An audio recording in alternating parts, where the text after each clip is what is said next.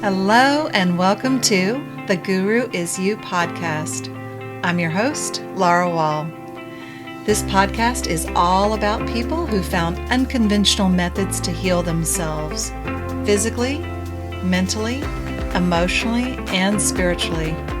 Their stories contain a little bit of mystery, maybe some magic, and even miracles. And they're here to inspire you to remember you are more than your body. You are more than your mind. You are the guru, and the guru is you. In this episode, I'm pleased to interview one of my partners in the founding of the Hearts of Healing Center, a nonprofit organization. She is an avid student of all things healing, including energy healing, vibrational healing, and is a certified crystal resonance therapist. Let's welcome Janett Kirpak. So, Jan, I know that you were experiencing a problem that was kind of ruining your life, like it had taken over your world, and you were really struggling with this. So I'd like to hear a little bit more about this giant problem you had. Well, I started having headaches. I never really had what you call headache episodes in my life, so I didn't really understand how debilitating they could be. But about 15 years ago, they started. And it was a really weird type headaches that the doctors really couldn't diagnose. It was like I would have these horrible pains in my head on the right side, and it would last like 30 minutes. Then an hour and a half, they'd come right back in another 30 minutes. This would happen 24/7. It was day and night. It would wake me up day and night.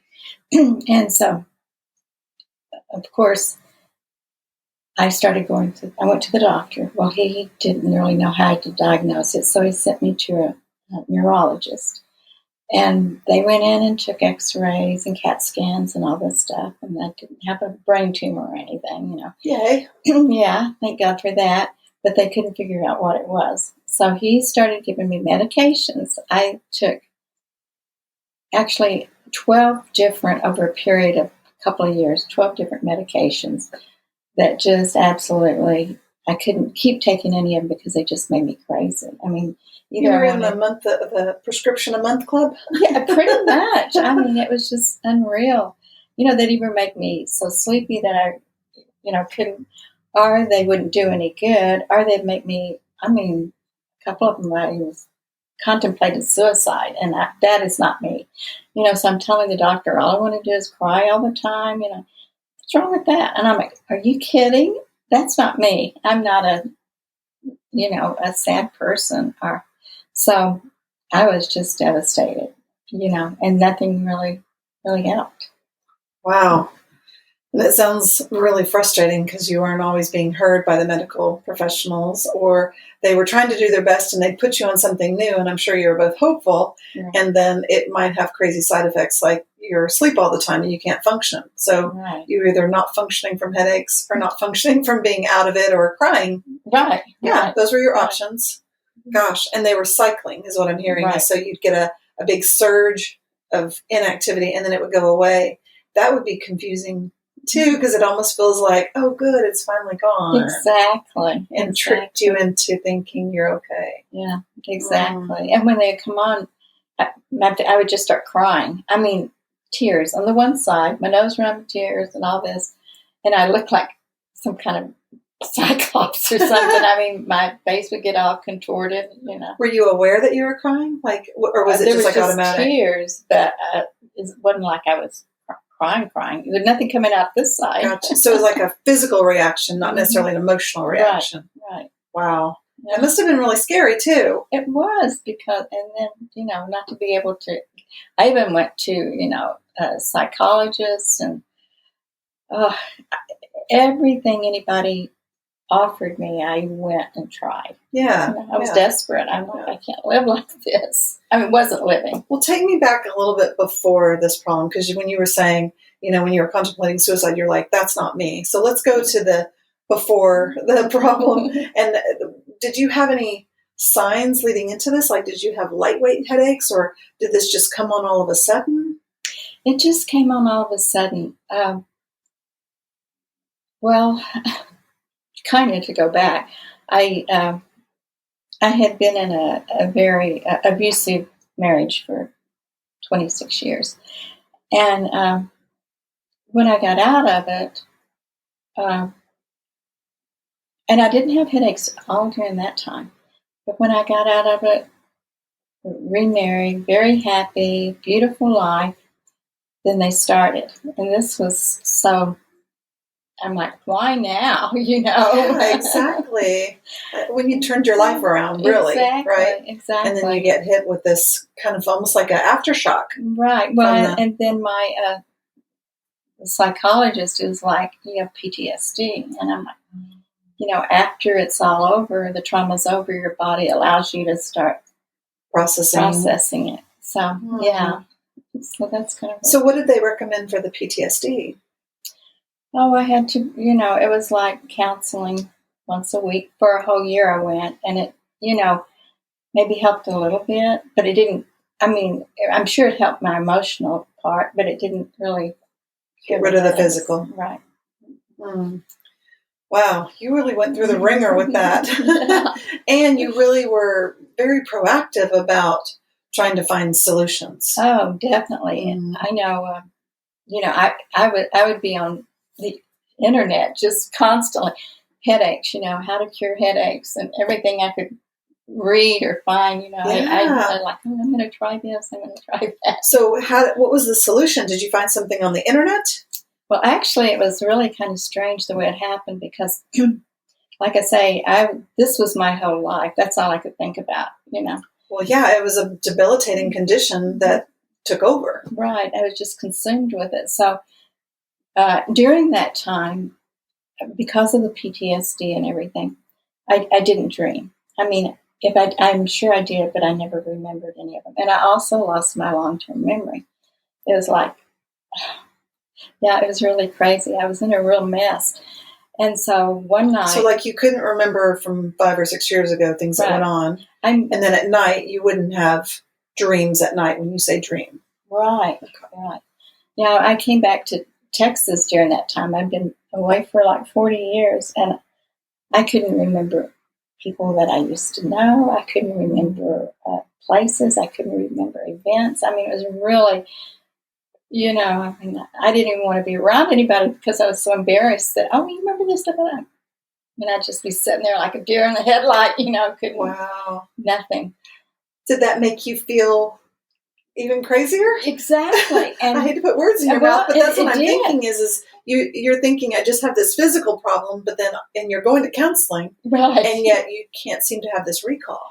Right. And even at that time, I couldn't complete a sentence. I would start talking, and I knew what I wanted to say, but I couldn't think of the word to express what I wanted to say. It was just mind-blowing, it was frustrating. Sure, not to be able to express yourself when you knew what you knew, you just couldn't find it in your mind. Right, so it was a mess. So anyway, I was going to tell you, this one night I had this dream, and it was almost like before I woke up. So you're finally dreaming. Yeah, I had this one dream. One dream, okay.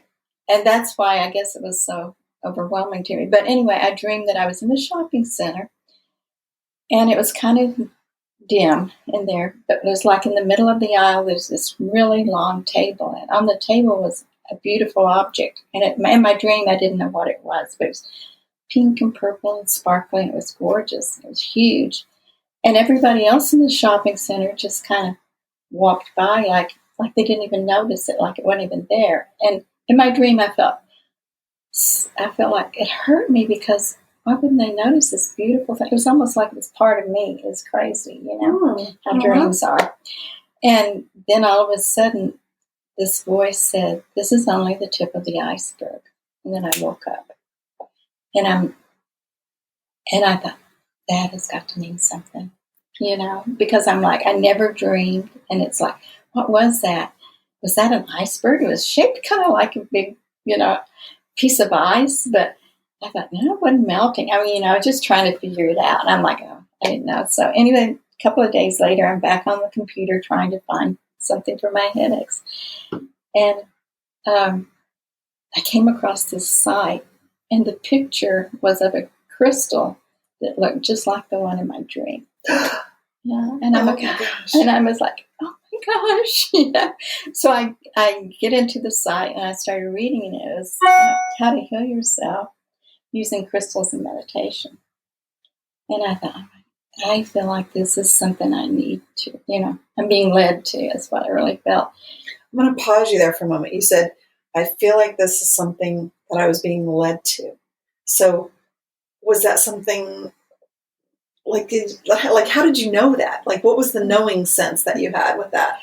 Well, one thing, the dream, the fact that it was just matched. Yeah, right. And then the other thing was I had really been asking, please help me find something, You've been praying a lot. Right. Mm-hmm. And so then it was just like, oh, this is it. I mean, there was just this excitement. And so I was telling my husband, I said, I'm going to try this. And he said, well, whatever. He just gave it up, because, man, if they can't fix you, they don't know what to do with you. So he was, he was about as desperate as me, Sure. So anyway, that's how I started working with crystals and meditation. And within a year, and it was like a year's program. Mm-hmm. It was very intense. So you signed up that day? Oh, yeah. Wow. You were just in. You're totally in, all in? Yeah. And it was, you really had to make a commitment because it was a lot of work. It wasn't just, do a little this or that, but it was like you had to spend hours in meditation. You had to work with certain crystals so many hours. And then there was like tests and stuff on it to make sure You went to crystal school. I really did. How long did this process take you? Well, like I said, it was a year's program, and it wasn't like taking a magic pill and it happened like that. Mm-hmm. But slowly, as I started working with them, they became less intense and further apart. The headaches, yeah.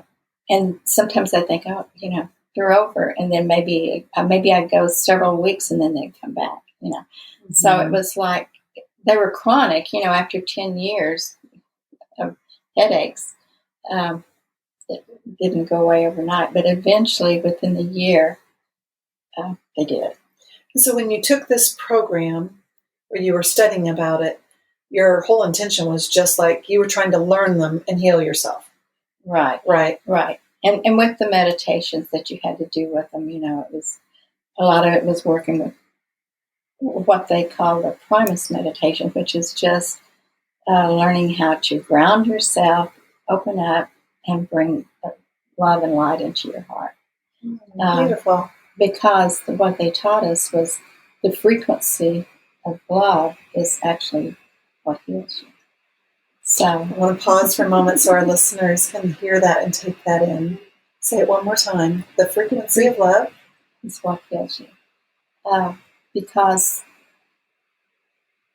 actually, we're all vibrational. We're all energy, and so that is actually the energy of creation. When you walk out in nature, how wonderful it feels and how healing and soothing. That's that love energy. Beautiful. So you went through this course for about a year, and then about how long after that year, like you said, the headaches tapered off? Did they finally kind of go away, or what happened after you finished crystal school? Well, after I finished crystal school, yes, I was just, I very seldom had a headache, and if I did, I could go into a meditative state and stop it, So it was like I had some control over my life, Wow. Which was beautiful. So you finally could put the brakes on it, so to speak, or capture it and keep it from coming on? Right. Oh my gosh, that must have felt so empowering. It did, and liberating, Yeah, you were getting your life back. Right. Fantastic.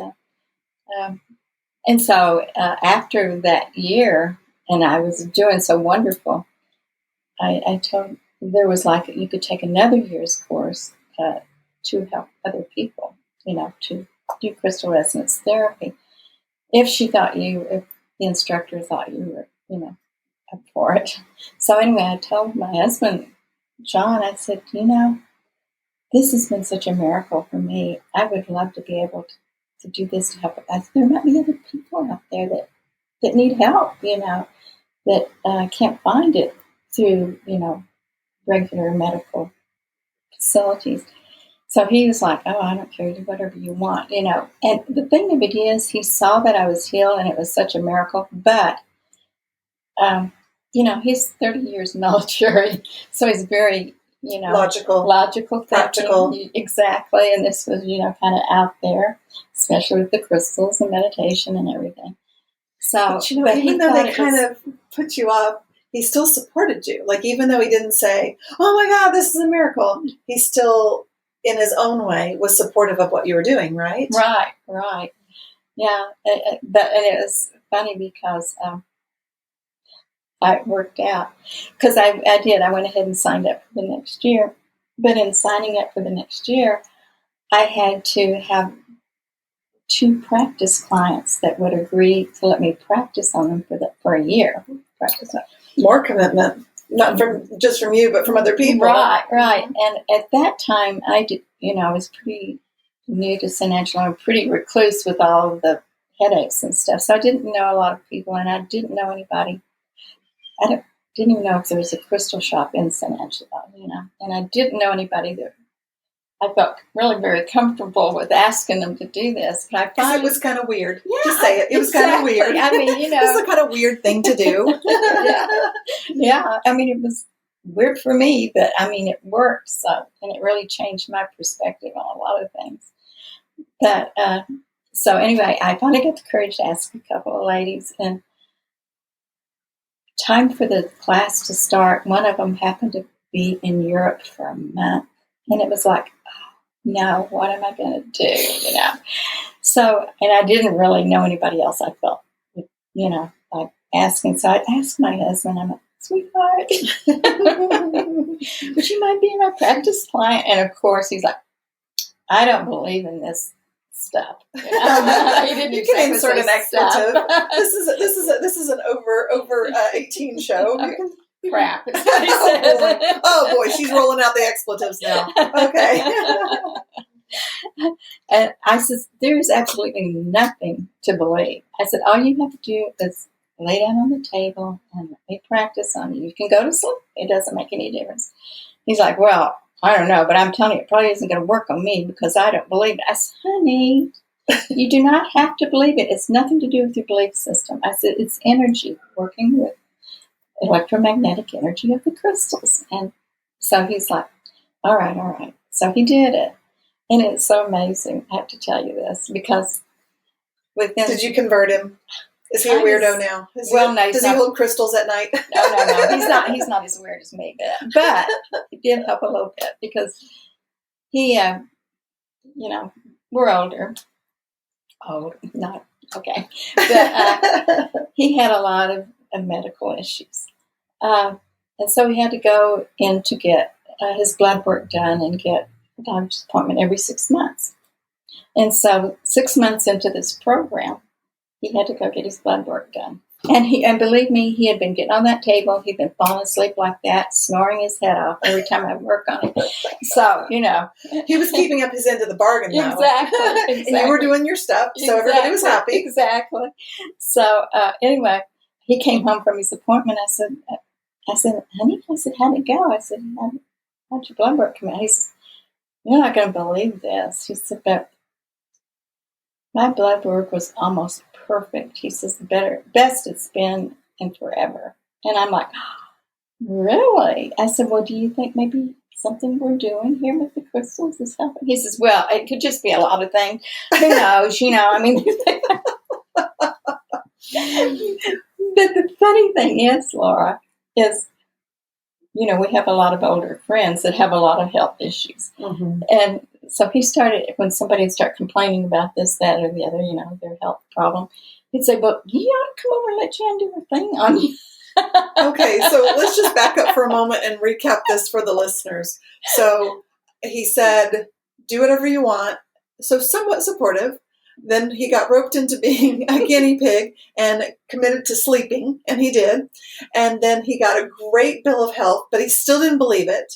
And yet he was sort of your promoter and was like telling people like, I don't really believe in it, but it'll work for you. Exactly. But he didn't really say that part. He just was like recommending you. Right. So on some level, I think he did believe it. Right. And I heard him, he would say, well, they used to have crystal radios, and, I can see how that, and I'm like, okay, just do your thing. So he was trying to like put the pieces of the logic together, the science, and he was trying to understand why it could work, which that's the beginning of kind of your mind opening and getting curious. Amazing. Way to go, crystals. Exactly. And then, there is, you think of crystal, just pretty little stone, but there's so much science behind it, and I definitely won't go into that but well, in the show notes, I'll just let our listeners know, in the show notes, there'll be some information. So if you want to dig more into crystals and why they work, I will definitely include some links there. And on our website, it also has the science behind it, which is a lot of men, especially, they, because of the logical, and women too, some of them are more logical, Yeah, and well, the skeptics, generally, men or women, skeptics, people that are like, how in the heck can this work? Exactly. And they may not believe it, but we do have information for them. Right. And so the what's going to be in the show notes and what Jan and I are talking about is our Hearts of Healing Center organization, which I'll let you talk about at the very end if you'd like. But I'll include the website there in the show notes, and you can read more about the science behind there, especially if you're a skeptic, or even if you're not a skeptic. It's a lot of reading, but it's fascinating about how our bodies work with the earth, basically, right? Exactly. Well, I would love to hear, now that you've been through this incredible journey of trying to figure out what was going on with you, what was going on with your mind, your body, and getting rid of this true and physical debilitating pain. You've gone through this big, long healing journey. What would you say is your definition of the word healing? I think healing, and what I've learned and experienced, is balancing your body. Because, whenever quantum physics came in, we all learned that everything's energy. And our bodies are energy. Our bodies are at a lower frequency. Everything that's physical, tangible, is a lower frequency. But our bodies are meant to resonate with the energy of the earth. And when it doesn't, then we get dis-ease. We're not at ease. Our body is not in balance. And it's just, there's so much to it. I start talking, I could just go on and on. But that's what I think, is when we learn to balance, our emotions. And usually I think most illnesses start with emotional traumas, or things that just happen in our daily life. Stress is a real killer.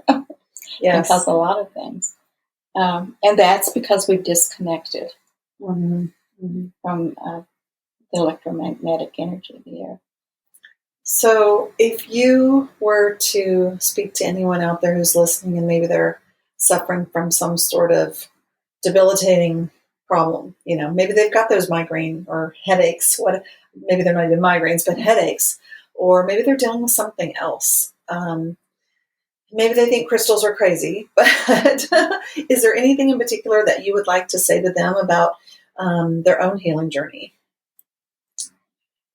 Well, since, I've started working with crystals and stones, and it's just kind of, my practice has kind of gone from crystals and stones. I use those also, but it's vibration. It can be sound. I use tuning forks. I use bowls. I use my voice. And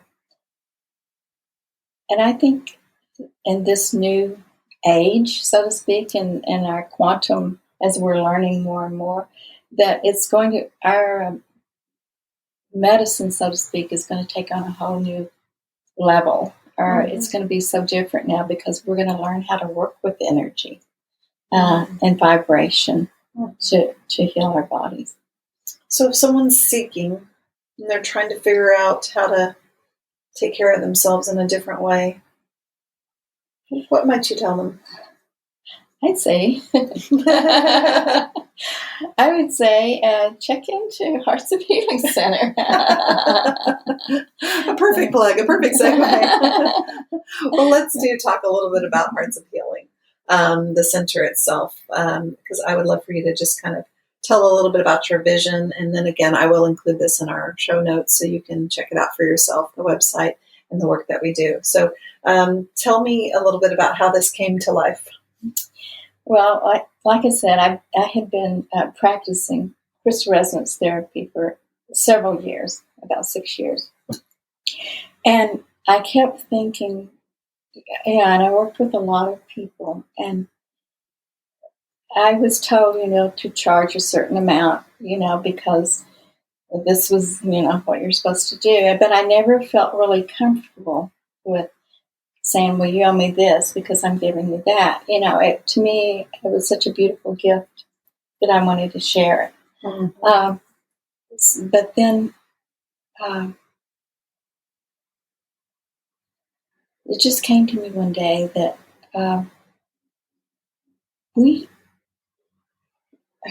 I've been given so much, and I know you had too, and Barbara, our friend, Barbara Smith. The other co-founder. Yes. And, we're all, our husbands are less retired, and we are comfortable. I mean, I didn't have to get out and work to make a living. I mean, like a lot of women now, right? Now. And at a younger age, that was a whole different thing. But now I felt like I just wanted to help other people to give back because, I thought there's probably a lot of people out there that couldn't afford this that really, really needs it. Mm-hmm. So I spoke with you and Barbara and kind of explained how I felt, and found out that you all felt similarly. Yes, felt the same way. And then and it's like, wouldn't it be wonderful to have a center where we could not only offer our services, free of charge or donation basis. If people wanted to donate where they could help other people, it would just be a way to help other people support the center. And if maybe there's other people out there that have, gifts and abilities, practices that they want to share with other people, that they could join and donate a little bit of their time to give to other people. Other holistic practitioners like us. Right. So that was, and it felt so good. Yes, absolutely. So 2 layers there. So when Jan presented us with this vision that she had, and Barbara and I were down for the count, we wanted to go for it. What we saw was that not only could the 3 of us offer services to our local community in one way, but we also could draw more practitioners to us and form kind of a collective, and all of us be offering services to our local community on a pro bono basis or on a donation basis and again, what would you say our mission is? Like, what is our intention with this center? Just to help, to help heal our community, to give of ourselves and to, form this community where we can live in love and harmony and peace and health, and we're all helping each other. I mean, Beautiful. Yeah.